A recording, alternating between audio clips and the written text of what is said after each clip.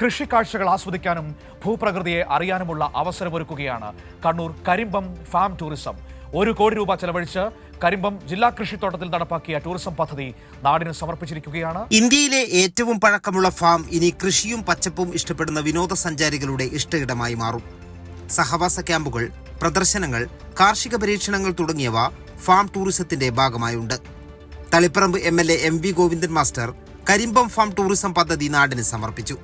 നമുക്കെല്ലാം ആശ്വാസം നൽകുന്ന വൻ കാട് പോലെ, ഫോറസ്റ്റ് പോലെ, അതിൻ്റെ സൗന്ദര്യമാകെ ആസ്വദിക്കാനും അനുഭവിക്കാനും കഴിയുന്ന ഈ കരിമ്പം ഫാം പോലെയുള്ളൊരു കേന്ദ്രം അപൂർവമായിട്ട് മാത്രമേ കാണാൻ സാധിക്കൂ.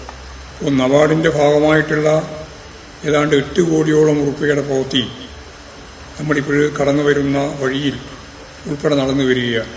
അതിൻ്റെ പൂർത്തീകരണത്തോടുകൂടി കുറേയും കൂടി മെച്ചപ്പെട്ട ടൂറിസ്റ്റുകളെ ആകർഷിക്കാൻ കഴിയുന്ന കേന്ദ്രമാക്കി ഇതിനെ മാറ്റാനാവും.